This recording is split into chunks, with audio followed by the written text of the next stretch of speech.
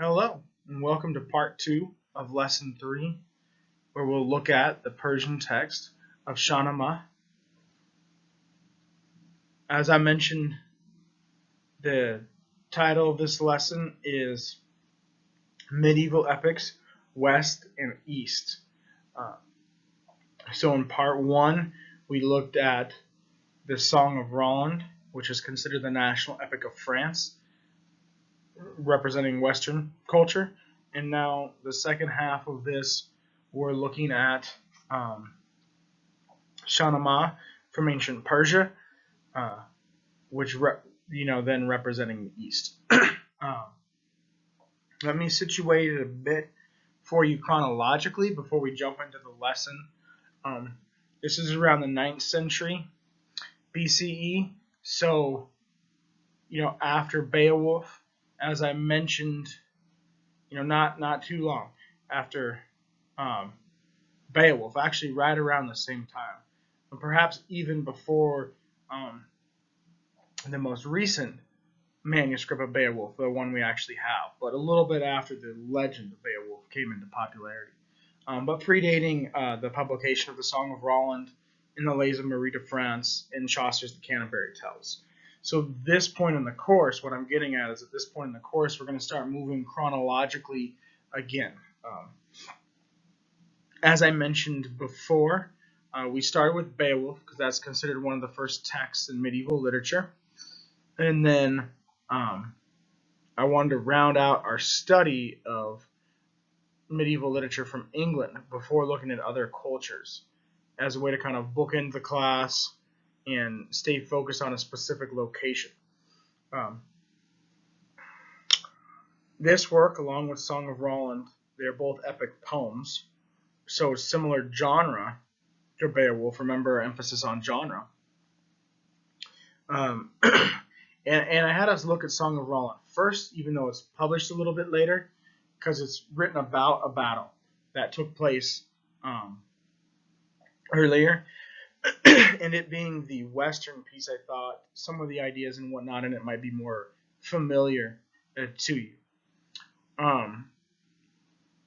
You also might be wondering why we're studying an Eastern text in a class called Masterpieces of the Western World. As I've tried to point out a little bit, and it was in this piece of information I'm about to mention was in the background readings, the introduction to the medieval period in your textbook, which is called Circling the Mediterranean.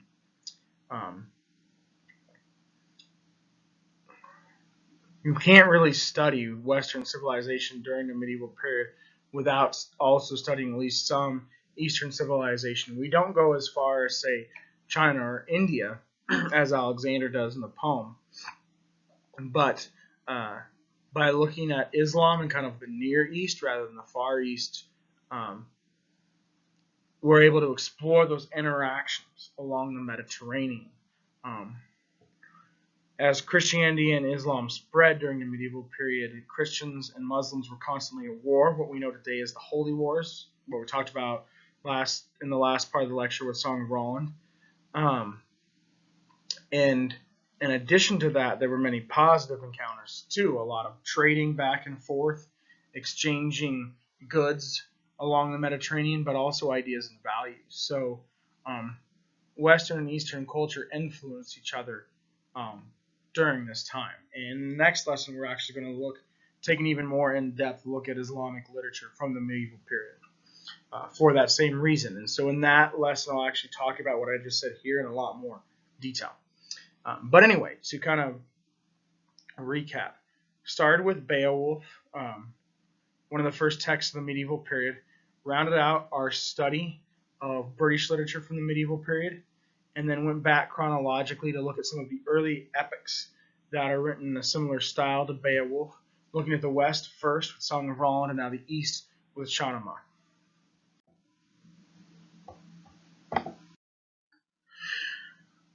For recall here, I would go directly to Song of Roland.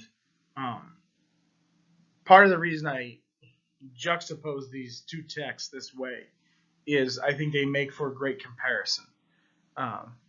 They're describing very similar things. Song of Roland describes the Holy Wars directly, whereas Shahnameh deals with some earlier conflicts, at least the part we're looking at that's contained in our textbook. But they both depict war, even some of the same settings. When Sikander goes and meets with Kadefa in Spain, the Saracen Muslims occupying Spain, that was the condition of Spain in the forces that Charlemagne and Roland battled in Song of Roland. So there's a lot of overlap in terms of the content the two texts are depicting, and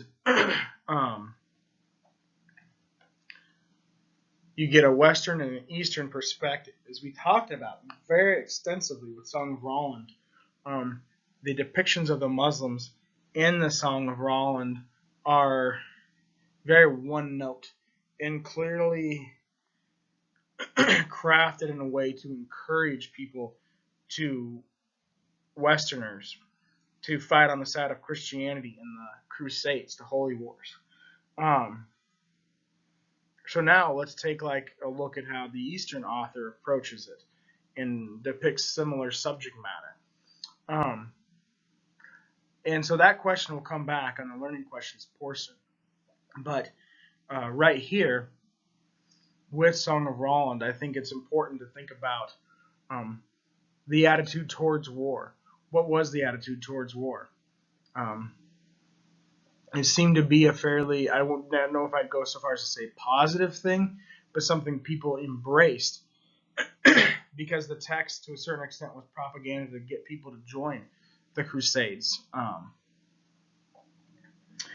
Which, as I mentioned in that part of the lesson, were really land wars, but with this, holy cause being kind of disseminated to the population to get people to join in these wars that were fought over land and resources. So,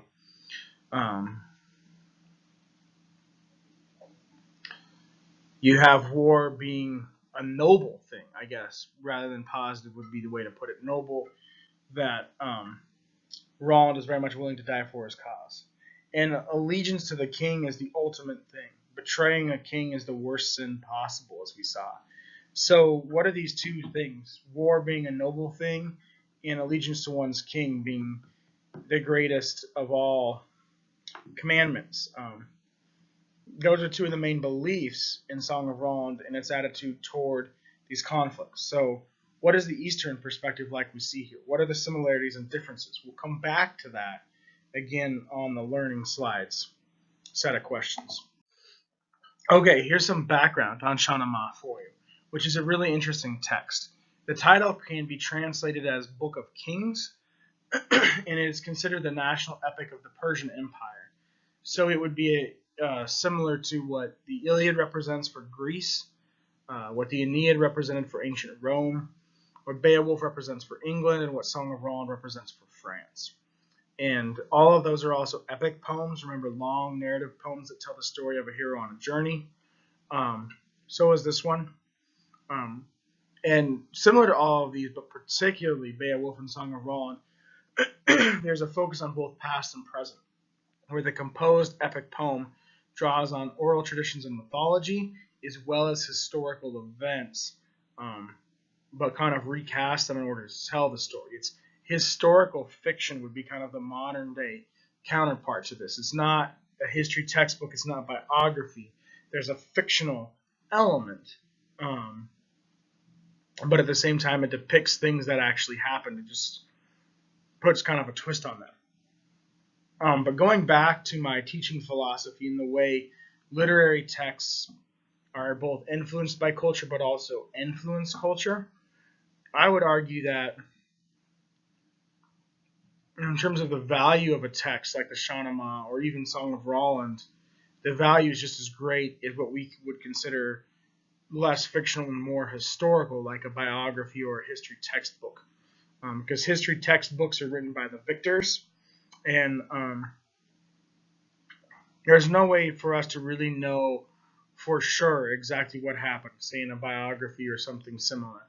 So those things aren't identified by the people who delineate genres as clearly as things that are work of fiction, like Beowulf or Song of Roland or the Shahnameh, but who's to say they're more real? So asking whether a text is real or how accurate it is isn't really a great question. A better question is, how does this text depict history? What can we learn about this time and culture from it? Ferdowsi was born in a region of the Near East, or the Middle East, more appropriately, that is would now be considered Iran in the modern day, and at an interesting time for the period. Um, a little bit after the fall of the Persian Empire, and when Islam had just recently been introduced. So he wrote it under the guidance of Iranian rulers who wanted him to revive Persian literature and culture, because the remnant of the Persian Empire, excuse me, was still there, and people hadn't fully embraced Islam yet. So it was a tense time, and the rulers thought that if Ferdowsi composed this national epic that drew on Persian mythology and revived some of that culture, then, excuse me, I'm sorry, that would reinvigorate the population somewhat. So he does draw on examples from Persian literature, both oral and written, and much from their mythology. Not unlike the way Homer drew on the Greek oral tradition and the way the Beowulf poet drew on mythology from both England and Scandinavia. Before the introduction of Islam in this region, a different monotheistic religion called Zoroastrianism was prevalent. So he also draws on, in addition to the mythological context, he also draws on Zoroastrianism for influence when composing the text. That is the author Ferdowsi. And another important comparison we should make here for the background and context is to the Aeneid, which isn't a text we read in this class, but is covered in one of the not required background lectures, and that if you've taken Humanities 210 you should have read, which is the national epic of ancient Rome, and it was commissioned by the first emperor of Rome, Octavian, well, Augustus, formerly called Octavian, to help, bring the people together, give them an identity. So the Shahnameh was commissioned by the contemporary rulers of Iran in the 9th century, when Islam had just recently been introduced, but the influence of the Persian Empire hadn't completely disappeared, to kind of galvanize the population in a similar way. And we talked about the qualities of an epic, it being a poem, it telling a narrative about a hero on a journey who learns something. Another quality we could add to that would be a reflection of the nation, kind of the building of a nation, which isn't as much true with the Iliad, but certainly is with the Aeneid, Beowulf, Song of Roland, and Shahnameh. Or it becomes more overt in those later texts than in the Iliad. One other important thing about the genre here, in addition to being an epic, it's also part of a genre called Mirror for Princes, which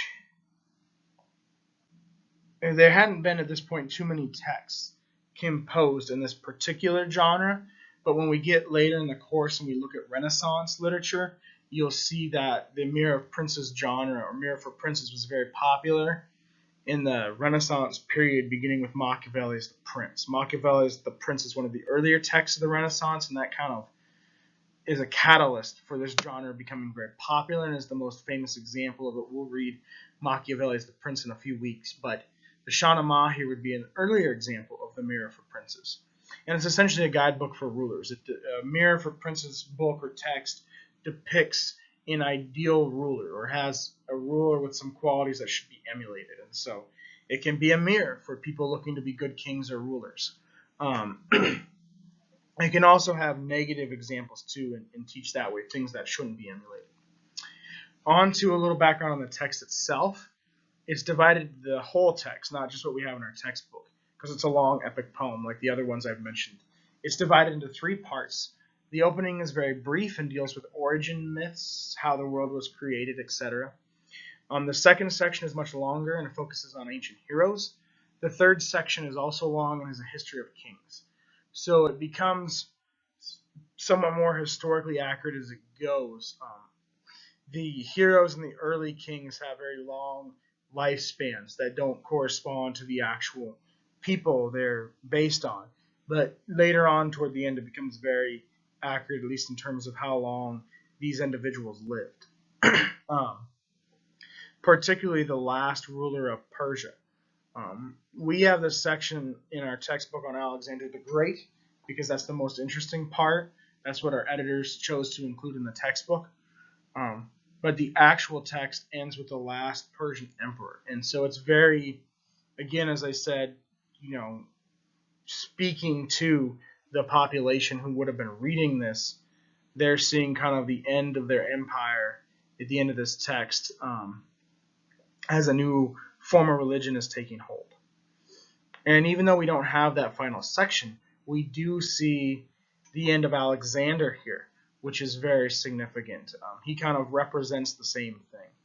So I will have a question about that later on as well. He also marks the transition between parts 2 and 3. Alexander is the last hero to be depicted and the first king to be depicted. And he represents both those roles. Another really important theme for this text is the inability to conquer the Persian Empire, which isn't accurate. The Persian Empire did fall, and Islam took hold in the Middle East and the Near East after that. But the text for Dowsey here, as he's kind of reviving Persian culture and literature, wants to maintain the idea that the Persian Empire was this powerful empire that could not be defeated. So he changes, when he creates the character of Sikandar and uses him as a stand-in for Alexander, he changes Alexander's background a little bit. And this is a way it plays fast and loose with history. But who's to say that we can't learn more from it than a more traditional biography of Alexander the Great? So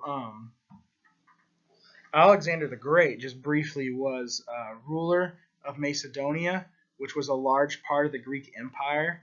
And even though it was just a portion of the Greek Empire, he amassed massive amounts of territory. Probably some of the most ever amassed just by one ruler. So he was a huge historical figure at this point. And he conquered parts of the Persian Empire. But rather than depicting him as an invader, they make him the half-brother of Dara, who was a Persian prince.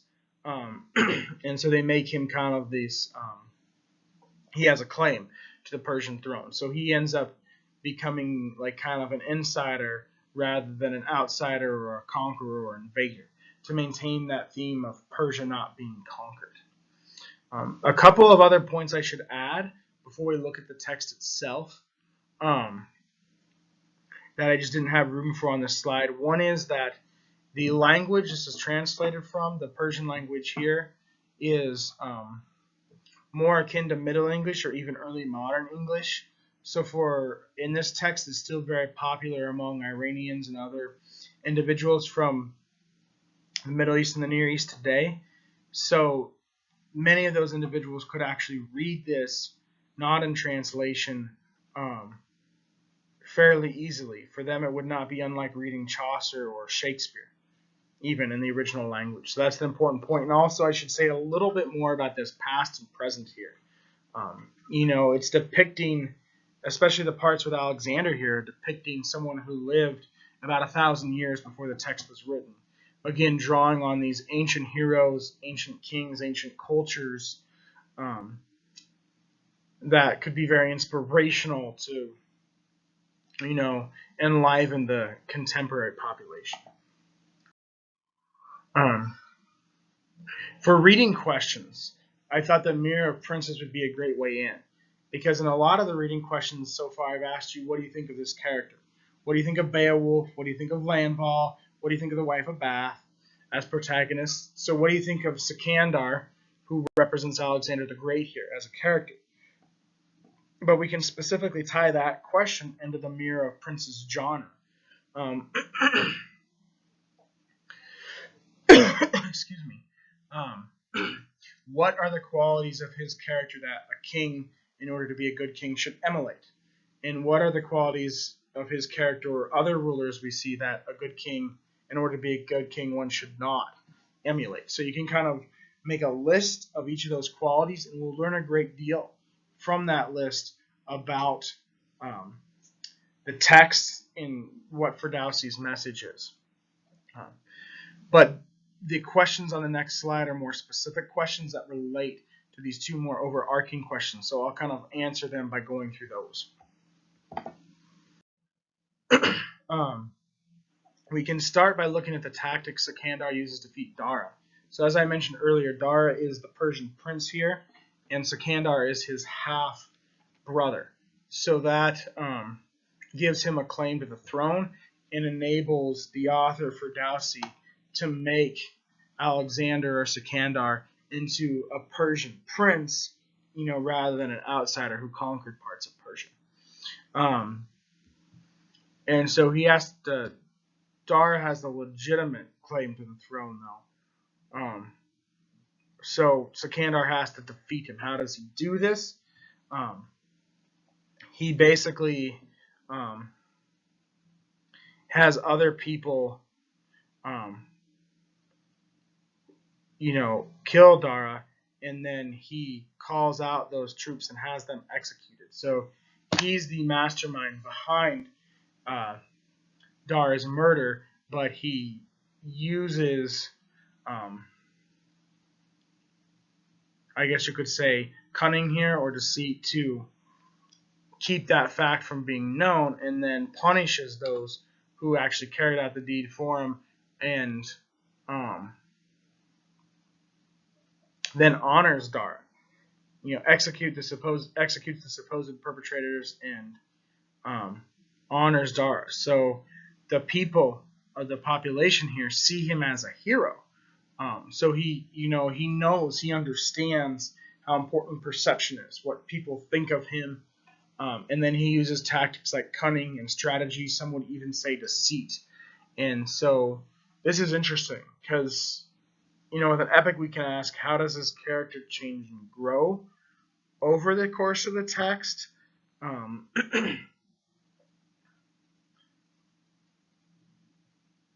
And which qualities should be emulated, not emulated. So this would be a point to kind of reflect. Are these his tactics to defeat Dara? Are those positive qualities or not? Are they ones that should change or not? So you can mull over that for a moment. After defeating Dara and taking the throne, he has a few more successful battles and defeats other kings, such as Four in India, as well as in Egypt he has some success. And then he comes to kind of heads west toward Europe and goes to Spain, where the Saracen Muslims were in power at this time, and interacts with Kadefa, who is a female ruler. And so this is a really interesting scene in the text because probably one of the more influential or important parts, besides the ending, from the Sikandar Alexander section we have, because she outwits him. It's the first individual we see him defeat about 3 kings before this that challenges him, and also a female character. So again, coming back to that question we've pursued really since the first text. Beowulf didn't have any female characters. We talked about kind of the sharp contrasts between Landval's lady and Guinevere and Landval, and then the wife of Bath, how she has a middle ground that makes her more of a truly human character. What do we think of Kadefa here compared to these other examples? Is she positive or negative? She's certainly very intelligent. She gives Sikandar advice that he doesn't take right away, and probably should have. And also, she is depicted as powerful, beautiful. If you look at the next slide and you see the quotation that is cited there, when Sikandar poses as an envoy and meets her for the first time in disguise, he's just overcome by her power, her wealth, her beauty, and like bows down on his knees. So he's kind of supposed to do that as an envoy, but he's so taken aback. She has more power, wealth, and beauty than anything in his kingdom. So she's an impressive, powerful figure here, but also intelligent. I wouldn't say she has the depth to her character that, say, the wife of Bath does, but she does encompass more than one role. I wouldn't say she's a one-note character. She has the intelligence to match her power, beauty, and wealth. And it's important to think about that too, because Sikandar is very clever. But as we talked about with his defeat of Dara, he's also somewhat deceitful. So perhaps maybe Kadefa here provides kind of not a full contrast, but more of a balance, where she's also very clever, but uses her intelligence strategically, perhaps without being completely deceitful. She's very taken aback when she realizes that Sikandar has posed as an envoy, and she tells him never to do that again, is the advice she gives him. And we'll return to her advice in a minute. So after his interaction with Kadefa, he proceeds on and he goes farther east. And this is really interesting because Alexander, if you look him up, if you look up Alexander the Great, he did not actually go as far as Sikandar does here, at least east. He did go south. He went as far as South Asia and conquered parts of India, which we saw earlier in the text when he defeated that Indian king named For. But here, he goes all the way to China. So why is this? Well, you've got a text where the author has taken I guess you could say, a more European ruler from the past and made him into more of an Eastern, Islamic ruler. He's made him Persian rather than Greek, and for the purposes of the text. And so there's this idea or this theme of penetrating into the unknown Oriental East. That theme has been popular in literature for centuries. The idea of the East or the Orient is this kind of unknown, mysterious place, is a myth that's been perpetuated for a long time. And so, say Western depictions, of Alexander as a Greek, he can go to India, he can go to Persia, and that kind of fulfills that fantasy to, penetrate and conquer the Orient. But for, say, readers in the Near East or the Middle East, that he'd have to go farther. So Ferdowsi adds this bit where Sikandar goes all the way to China. And his interactions with the Chinese emperor are very interesting because his pride shows through again. We haven't really talked about his pride yet, and I probably should have at this point.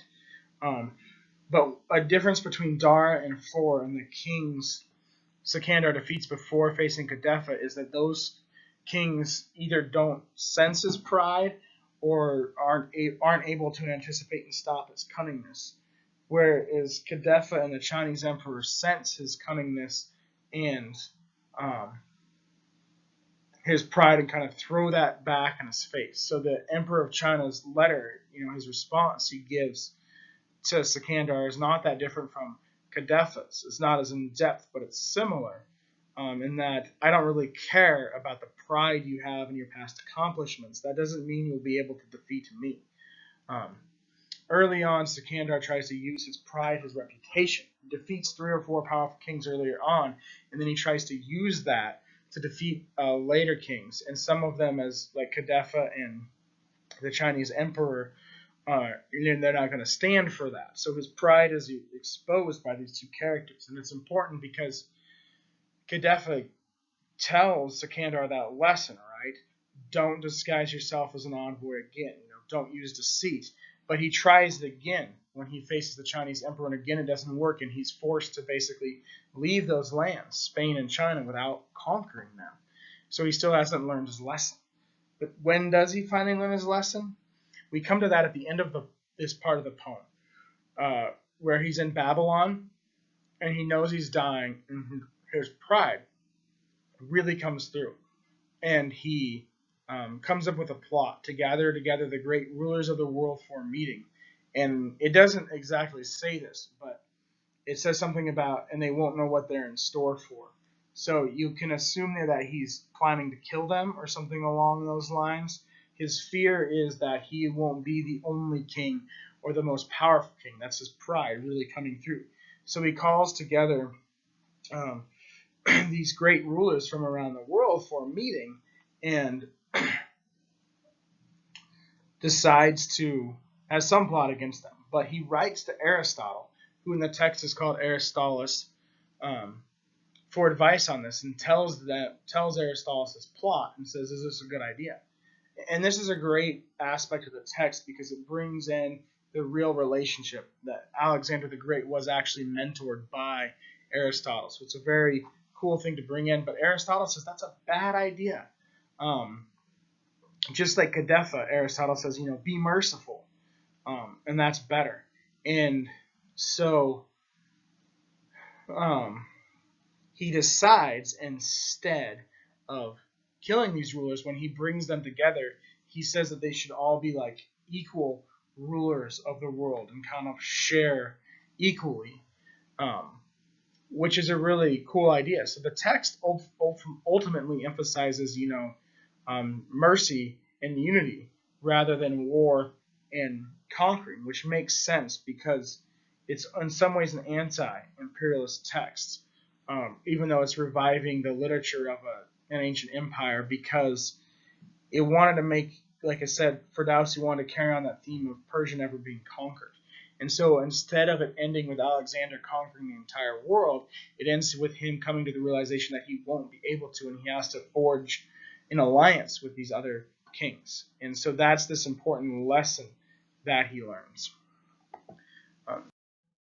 So a lot of what I just said, lesson that he learns, we can bring to these final learning questions that if you choose to write your post about Shahnameh rather than the Song of Roland, you pick one of these questions. What I just talked about with the lesson he learns there, you can bring that into these questions. So a few choices here. The first one is kind of similar to what I asked you about Beowulf and Chaucer. This is a really interesting translation we have. Dick Davis has done a good job here in that the original thing was in verse. And like our translation of Beowulf or translation of Chaucer, those were still in verse.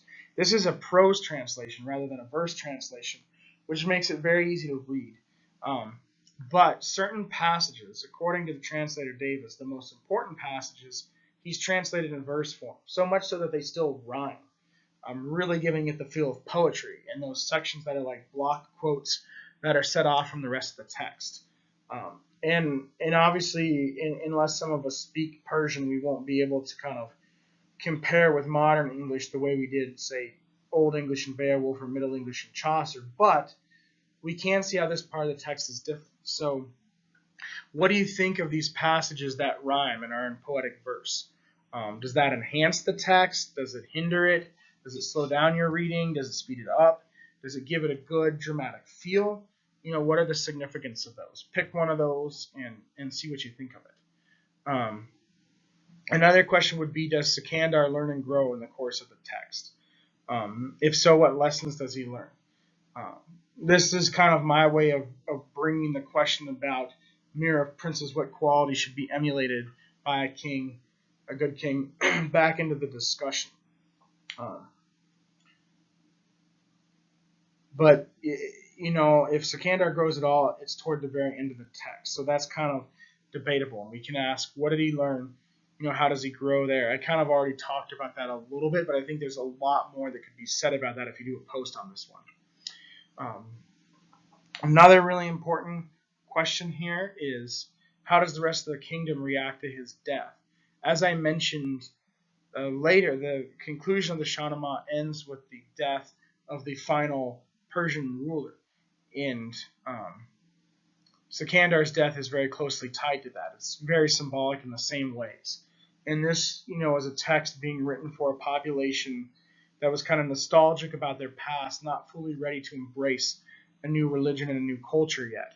So, how did the other people react in the text? In what ways is this symbolic? What does his death represent? What does it signify? Finally, that comparison and contrast with the Song of Roland. Again, I think these are two great texts to compare because they are from very different perspectives, but they depict a very similar subject matter, and you can ask similar questions. What makes a good king? Is war a good thing or not? How are other cultures than the primary culture of focus described? These are important questions you can ask about both of those texts. And so take a look and see what you think. In comparing those, I'd love to hear your thoughts on that comparison. Hopefully you enjoyed reading these two examples of epic poetry. We'll move on next time and look at some other genres.